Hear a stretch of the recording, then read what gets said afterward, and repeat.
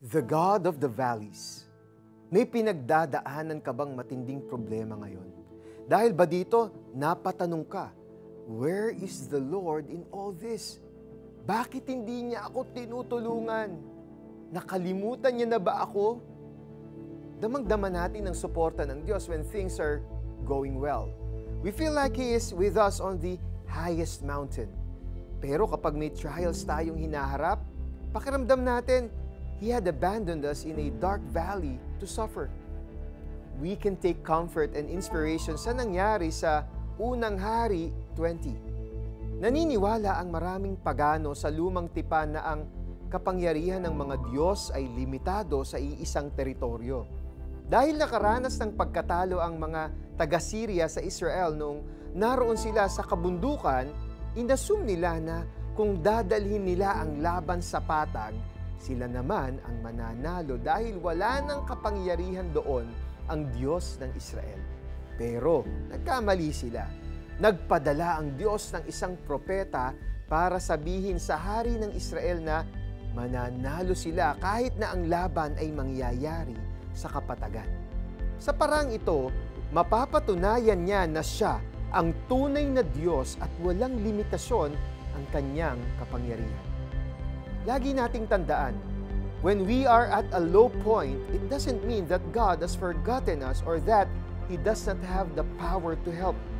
Sabi nga sa Roma 8:28, ginagawa ng Diyos ang lahat sa ikabubuti ng mga nagmamahal sa Kanya. Remember that He is a loving, faithful Father to us. He will come to our rescue and take us away from our dark, difficult valleys. Manalangin tayo. Lord, ipaalala ninyo sa akin kung paano ninyo ako tinulungan in the past.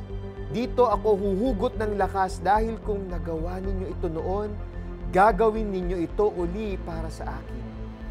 Ngayon pa lang, I claim victory over this problem I am facing.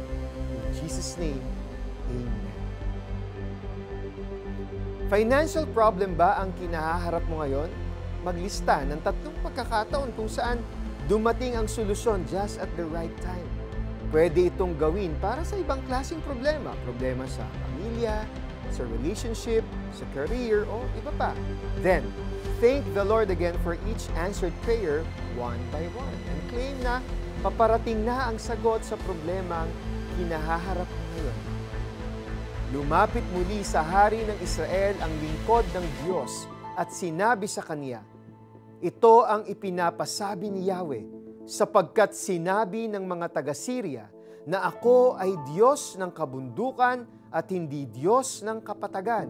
Ipapalupig ko sa iyo ang hukbong iyan sa kabila ng kanilang dami at lakas.